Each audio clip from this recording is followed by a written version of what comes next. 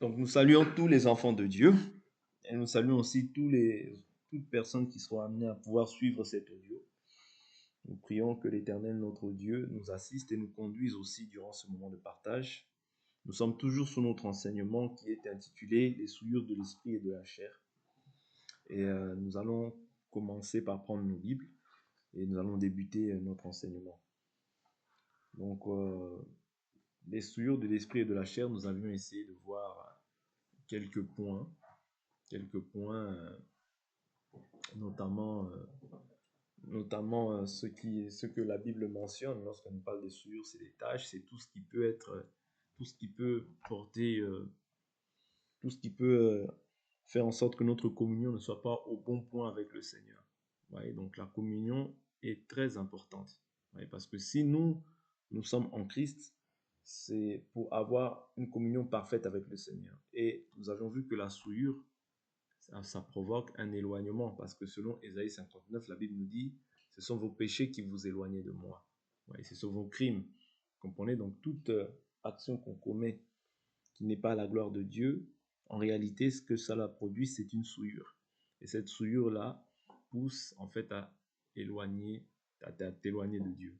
Souvenez-vous, à la croix, ce qui a fait que Dieu puisse se retirer de Jésus, c'était le péché, c'est-à-dire le péché de l'humanité. Dieu, c'est Dieu qui l'a fait pécher. Ouais. Mais comme Dieu est saint, Dieu ne peut pas demeurer dans le péché. Voilà pourquoi Jésus ayant porté les péchés du monde sur son corps, Dieu s'est retiré. Vous comprenez? C'est-à-dire que le péché, par là, on nous montre que Dieu ne demeure pas en fait dans les ténèbres. Ouais. C'est ça que nous avions vu hier par la grâce de Dieu. Dieu est lumière, il n'y a pas en lui de ténèbres. Si nous disons que nous sommes en lui, que nous demeurons et nous marchons dans les ténèbres, nous mentons, la vérité n'est pas en nous. Vous comprenez? C'est-à-dire que les ténèbres, ici, nous le prenons comme le péché. Okay? Les ténèbres, nous le prenons comme le péché. Or, Dieu ne peut pas demeurer là où il y a les ténèbres. Voilà pourquoi quand le corps, Jésus, ouais, Dieu l'a fait pécher, c'est alors que Dieu lui-même s'est retiré. Pourquoi? Parce que Dieu ne peut pas demeurer là où il y a la souillure. Ça, c'est aussi une exhortation pour chacun d'entre nous. Comprendre que si Dieu l'a fait pour Jésus, à combien plus forte raison pour nous? Vous comprenez? Mais nous, à la seule différence, c'est que Jésus nous a dit que je suis avec vous tous les jours jusqu'à la fin du monde. Mais il faut faire attention, comme nous avions vu hier. La Bible nous dit, si quelqu'un pêche volontairement, il n'y a plus de pardon pour le péché. Vous comprenez? D'où il est très important de comprendre que quand tu as mis la main à la charrue et que tu regardes derrière, tu n'es pas digne du royaume.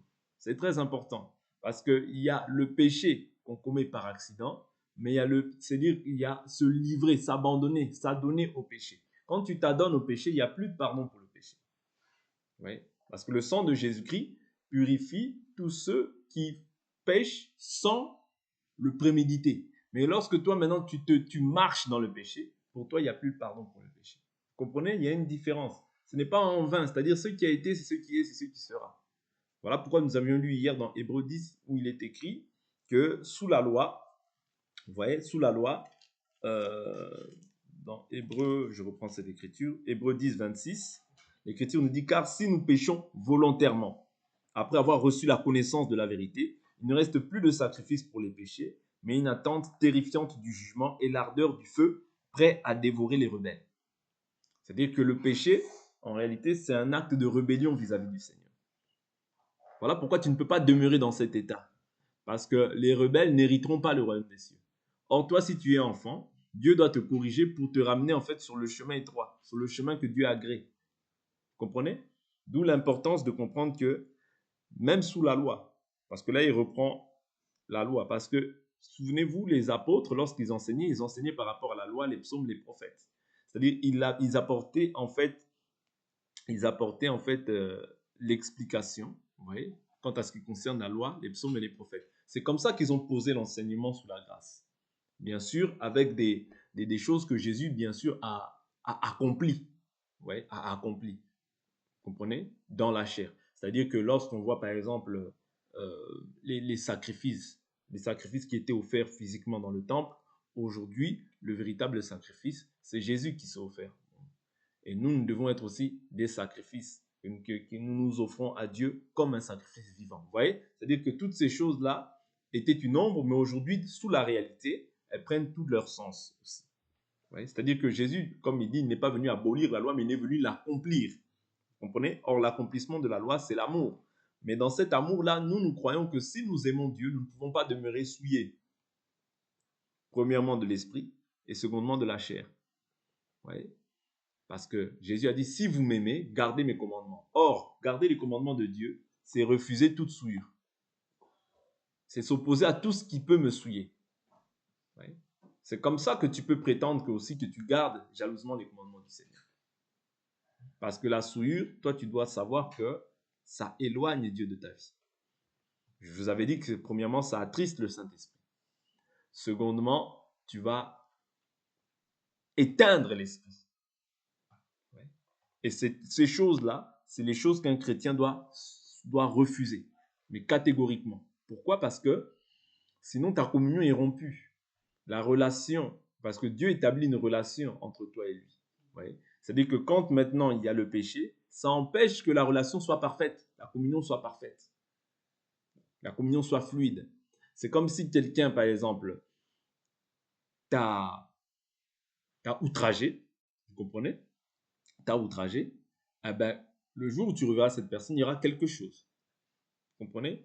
Pourquoi? Parce que l'outrage, tant que cette personne n'a pas réparé, vous comprenez? N'a pas pris la peine de pouvoir venir réparer, eh ben, tu gardes quelque chose en fait. Il y a quelque chose dans ton cœur qui est rompu par rapport à l'acte que cette personne a commis envers toi. Vous comprenez? C'est la même chose. C'est-à-dire que lorsque nous souillons, en réalité, il y a cette chose-là qui empêche Dieu de pouvoir s'approcher de toi. Or, tant que toi tu demeures comme ça, Dieu te résiste. Ouais. Dieu te résiste. Parce que si toi, tu penses que tu es agréable à Dieu comme ça et que tu avances comme ça, tu avances. Mais tu avances sans Dieu en réalité. Vous comprenez? Tu avances selon toi, mais tu n'avances sans Dieu. Parce que Dieu t'attend toujours là où tu as le problème. Voilà pourquoi la Bible nous dit, même lorsque nous avons des problèmes physiquement comme ça, de rechercher la paix. N'attends pas que la paix. Non, recherche la paix. Et la sanctification, sans laquelle nul ne verra le Seigneur. Tu dois la rechercher, la paix.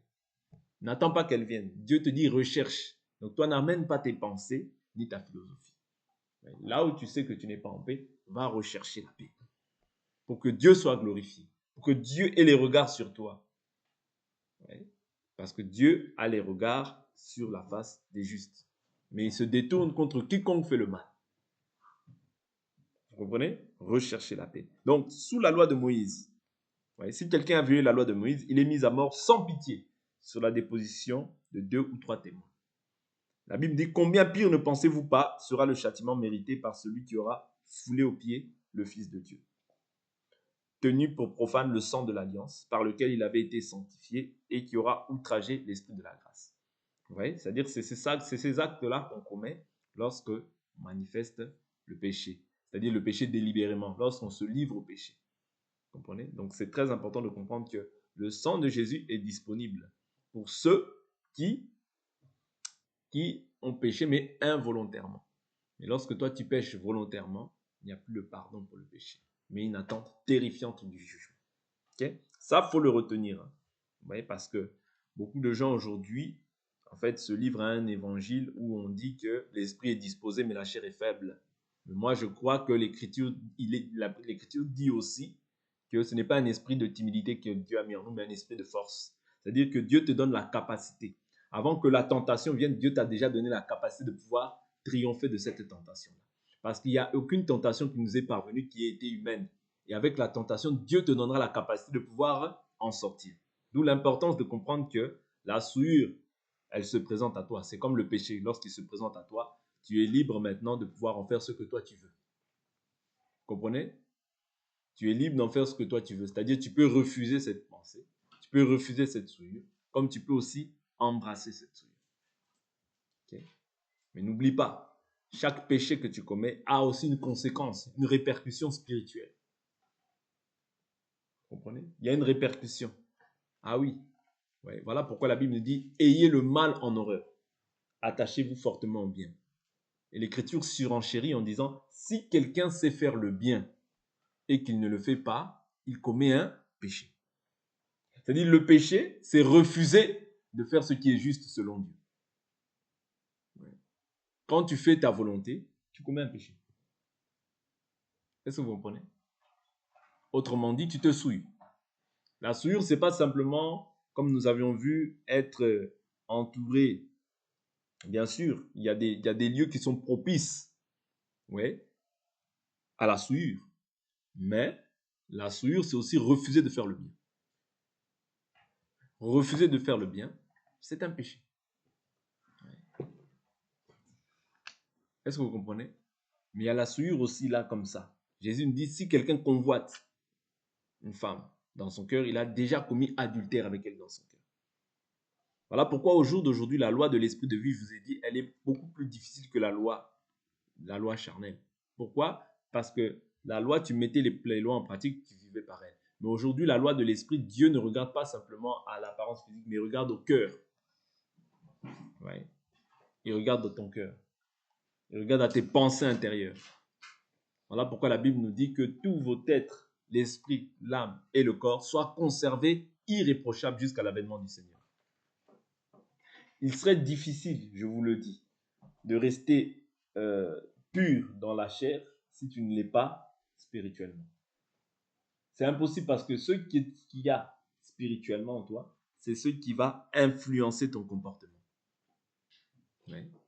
C'est ce qui va influencer ton âme, c'est ce qui va influencer ta chair. Voilà pourquoi il est très important que premièrement, que tu sois pur d'esprit, d'âme et de corps.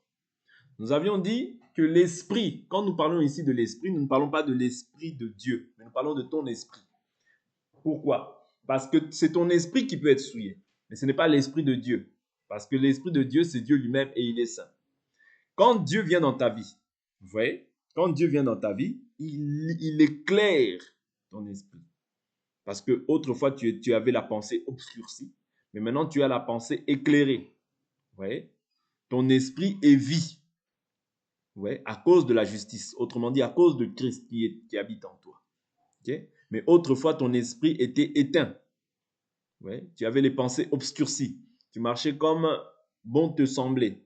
Tu vivais selon tes passions. Tu vivais selon tes désirs. Tu vivais selon ta volonté. Et c'est en cela que tu étais ennemi de Dieu. Mais aujourd'hui, que tu as été maintenant connu de Dieu, ou autrement dit, racheté par le Seigneur, par le sang précieux de notre Seigneur et Sauveur de gloire Jésus-Christ, tu dois maintenant t'efforcer à pouvoir bannir toute forme de souillure. Non seulement de l'esprit, mais aussi de la chair. Ouais. Non seulement de l'esprit, mais aussi de la chair. Ouais. Et quand on parle de la chair, on voit tout ce qu'on peut entendre, tout ce qu'on peut voir. Souvenez-vous, je vous prends souvent cette écriture, même durant ce partage, je vous l'ai prise. L'écriture qui dit, dans le livre de 2 Pierre, Lot torturait chaque jour son âme de juste, par les iniquités qu'il entendait et voyait. C'est-à-dire, les iniquités, tu peux les voir, mais tu peux aussi les entendre. Voilà pourquoi c'est à toi. Voilà pourquoi la foi que nous confessons est une foi qui doit nous permettre de savoir ce qu'on fait. Ouais. Tu ne peux pas avoir la foi et te dire que moi, je ne sais pas ce que je fais. Non, tu dois avoir la foi, mais une foi qui est prudente. Voilà pourquoi la Bible dit, soyez prudents. Ouais. Pourquoi la prudence là que tu vas appliquer, c'est pour te garder pur. Ouais. C'est pour te garder pur. Ok? Il dit quoi? Je suis dans 2 Pierre chapitre 2, où il est écrit, au verset 8, il dit, car ce juste, ici on parle de Lot, même verset 7, 2 Pierre 2, verset 7, mais s'il a délivré Lot, le juste profondément affligé par la conduite déréglée de ses criminels, car ce juste qui habitait au milieu d'eux, torturait jour après jour son âme de juste à cause des iniquités qu'il voyait ou entendait. Pourquoi j'ai pris cette écriture? Pour vous faire comprendre aussi que les iniquités, on peut les voir, mais aussi on peut les entendre. Voilà pourquoi dans Job chapitre 31, prenons cette écriture qui est très importante. Job dit, j'ai fait un pacte avec mes yeux. Job 31, très important. Job, c'est avant psaume. Job chapitre 31, verset 1. J'avais fait un pacte avec mes yeux. Comment aurais-je pu fixer mon attention sur une vierge? Vous comprenez? Ça veut dire que toi, étant un enfant de Dieu, tu dois t'efforcer, faire un pacte avec ses yeux afin de ne pas regarder ce qui est souillé. Surtout lorsque tu n'es pas dans le mariage et que tu n'es pas en âge et en capacité de pouvoir assumer quelqu'un. Évite de fixer tes regards sur le sexe opposé. Pourquoi? Bien qu'il y aura un temps où tu auras la capacité de pouvoir le faire, ce sera le temps de Dieu. Ce sera le temps où tu seras en capacité de pouvoir assumer peut-être une femme en mariage. Ou bien peut-être pour une femme, c'est-à-dire avoir l'âge nubile pour pouvoir entrer dans le mariage. Vous comprenez? Faire un pacte avec ses yeux t'empêche de pouvoir être souillé. Parce que la souillure, elle vient aussi par rapport à ce qu'on regarde. Souvenez-vous, je vous prends souvent ces choses-là. Lorsque Israël regardait, ouais, on regardait aux nations, ils ont dit, nous aussi, nous voulons avoir un roi comme les nations. Dieu leur a donné un roi, mais dans sa colère. Ouais, Dieu leur a donné un roi dans sa colère. Vous comprenez? C'est très important de comprendre ça. C'est-à-dire, Dieu ne leur a pas donné un roi selon la volonté de Dieu, parce que la volonté de Dieu, c'était que Dieu puisse régner, vous voyez, en Israël. C'était lui qui était le roi. Vous comprenez? Donc, dès lors où ils ont accepté, ils ont voulu avoir un Dieu comme une nation, ça n'a pas plu à Dieu. Vous voyez, il y a eu la pluie. Ouais, et ils ont dû appeler Samuel. Samuel a dû implorer la grâce de Dieu. Vous voyez? Mais Dieu leur a donné. Voilà pourquoi je te dis que les convoitises vont toujours entraîner par la suite des conséquences. Le péché va toujours entraîner des conséquences dans la suite. Oui. Voilà pourquoi tes yeux, comme Job nous dit, j'ai fait un pacte avec mes yeux. Ça existe, ces choses. Quand tu regardes des choses, ton cœur, ouais, va commencer à développer une envie, un désir, un besoin. Voilà pourquoi ce qui est mal, condamne-le. Commence pas à fixer tes regards sur ce qui est mal. Fais un pacte avec tes yeux, comme Job l'a dit. Ouais. Afin de ne pas te laisser entraîner ou emporter par tout ce que tu vois. Ouais. La foi vient de ce qu'on entend. Quand tu vois aussi trop, tu vois des choses, tu restes passif par rapport à ces choses-là. Tôt ou tard, ça provoquera quelque chose. Ça fera naître en toi quelque chose, un sentiment, une pensée. Et par la suite, tu vas te souiller. Mais là, ça va être la souillure physique. Parce que quand tu entends, quand tu vois, c'est la souillure spirituelle. Mais cette souillure spirituelle, elle a un objectif. C'est que maintenant, cette souillure-là qui est spirituelle puisse maintenant se manifester comme ça dans la chair. Quand elle se manifeste dans la chair, c'est alors que maintenant la chose sera consommée. Oui. Et cette personne-là peut te prendre en aversion, comme Amnon et Tamar. Vous comprenez? C'est pour vous dire que gardez-vous pur, non seulement d'esprit, mais aussi dans la chair. C'est très important. Oui. Quand on oublie ces choses-là, je vous assure qu'on va commencer à s'écarter de l'évangile pur. Aujourd'hui, il est difficile de voir des filles qui se marient vierges.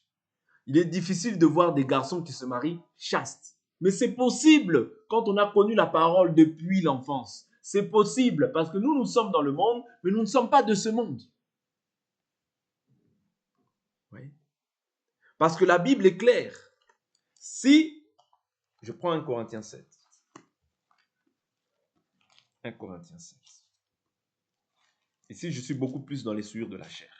1 Corinthiens 7. Il faut que vous le sachiez parce que vous êtes en âge et vous êtes à l'âge où le diable va agir beaucoup pour vous souiller. Ouais, beaucoup pour vous souiller dans la chair. Mais tout ça, ça commence par ce que tu vois et ce que tu entends. 1 Corinthiens 7. 1 Corinthiens 7. Verset 36. Si quelqu'un estime déshonorant pour sa fille vierge de dépasser l'âge nubile et qu'il doive en être ainsi, qu'il fasse ce qu'il veut. Il ne pêche pas qu'on se marie. Si quelqu'un estime déshonorant, vous voyez, pour sa fille vierge, c'est-à-dire que Paul, ou bien en Israël, Il est même impensable que la fille, dans la maison de son père, puisse avoir des relations extra-conjugales. Parce qu'il dit, vous comprenez, je ne sais pas si vous comprenez le texte, il dit, si quelqu'un, des relations en dehors du mariage. Ouais? Excusez-moi, je dis extra-conjugal. Des relations en dehors du mariage. Ouais? C'est-à-dire que c'est vraiment des choses qui doivent se faire dans le mariage. Vous comprenez? Il dit, mais celui qui tient ferme en lui-même, sans contrainte, avec l'exercice de sa propre volonté, et qui a décidé en son cœur de garder sa fille vierge, celui-là fait bien. C'est-à-dire que celui qui était le détenteur, même de la virginité de l'enfant, c'était le père. Oui. Il dit ainsi, celui qui donne sa fille vierge en mariage fait bien. C'est-à-dire qu'il est impensable, dans la coutume juive, parce que nous, n'oubliez pas, hein, même si on peut dire, oh, nous sommes africains, oui, mais la Bible nous dit, le salut vient des juifs. C'est-à-dire que nous, lorsque nous regardons, nous devons nous référer, nous devons nous référer à ce que les juifs ont posé. Parce que c'est eux qui avaient la loi, le culte, les alliances, les promesses. C'est-à-dire que c'est eux, Dieu a commencé avec eux. Voilà pourquoi nous devons fixer nos regards aussi sur la manière dont ils ont agi quant à ce qui concerne le bon ordre familial. Bien qu'en Christ, Paul dit, je vous ai fiancé à Christ comme une vierge pure, mais ici, il parle de la virginité spirituelle. Vous comprenez? C'est-à-dire que spirituellement, quand tu acceptes Jésus, tu es considéré aussi comme une vierge pure. Mais dans la chair aussi, c'est ici, dans 1 Corinthiens 7, c'est dans la chair, c'est pas dans l'esprit. 1 Corinthiens 7, ici, il parle dans la chair. C'est-à-dire que dans la chair, l'enfant ne peut pas sortir de la maison, mais elle a connu déjà des garçons. Ou bien l'enfant, le garçon aussi ne peut pas sortir, il a connu déjà des filles. C'est un désordre.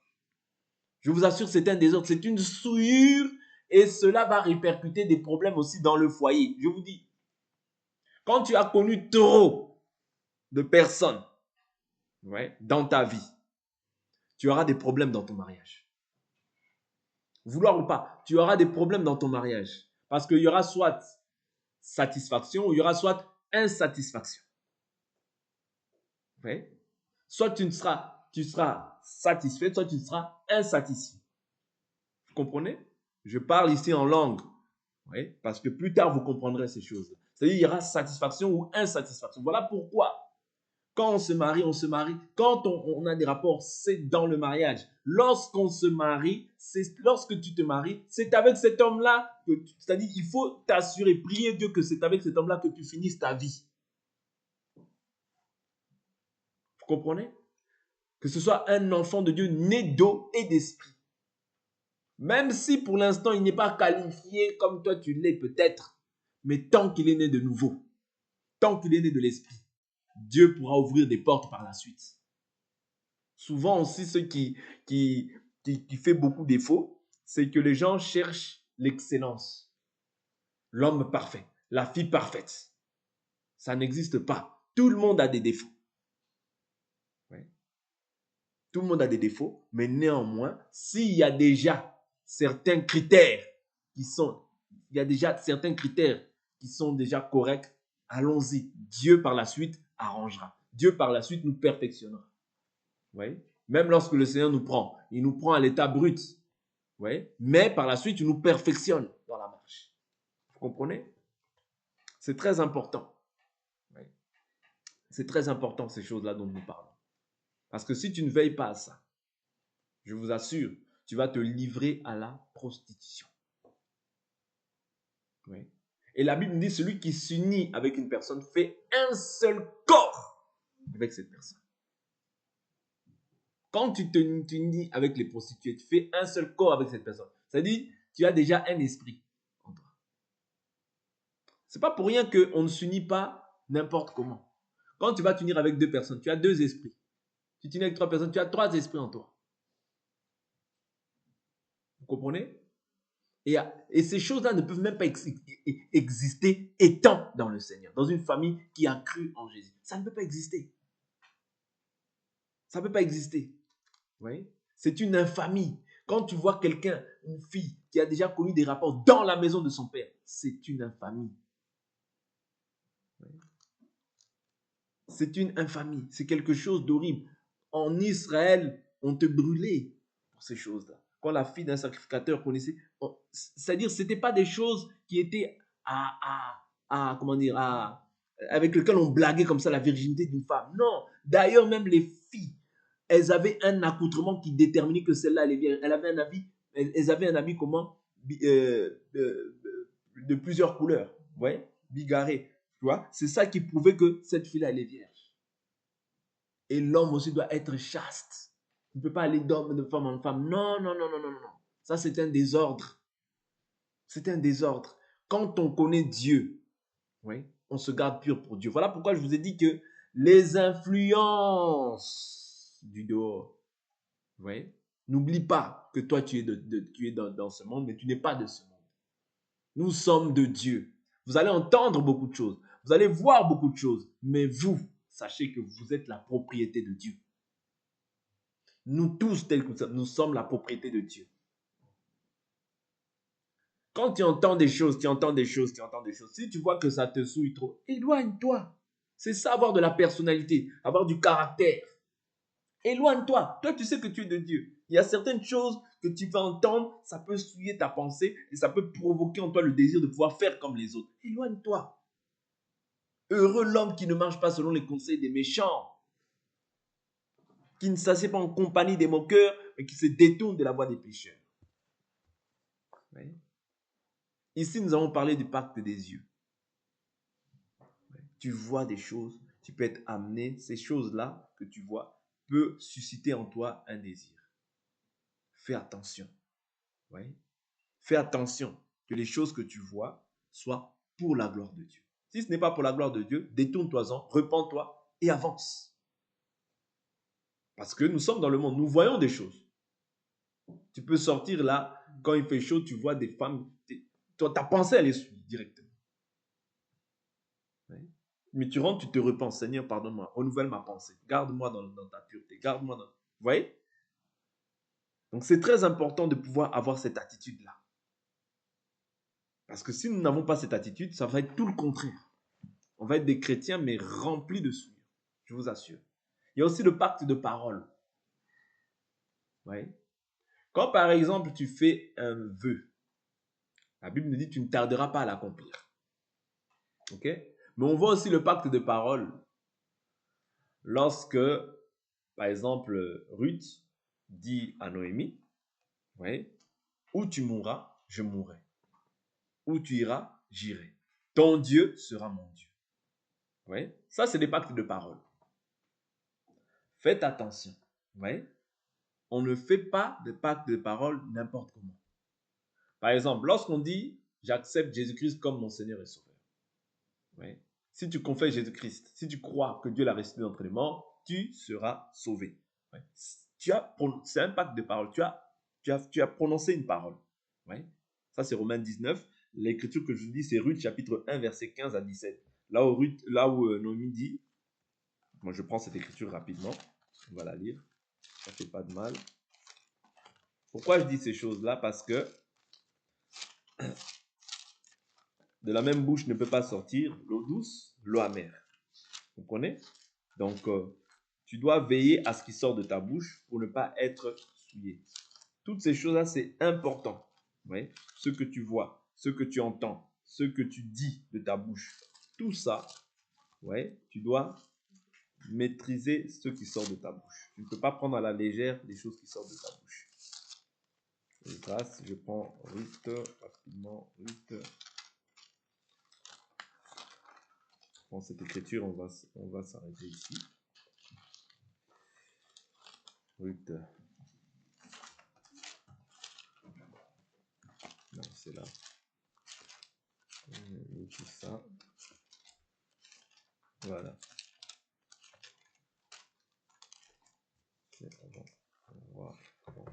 Voilà. Ruth, chapitre 1, versets 15 à 17. Noémie dit alors, voici que ta belle-sœur est retournée à son peuple et à ses dieux. Retourne à la suite de ta belle-sœur. Ruth dit, ne me pousse pas à te quitter, à me détourner de tes pas. Où tu iras, j'irai. Où tu demeureras, je demeurerai. Ton peuple est mon peuple, et ton Dieu et mon Dieu.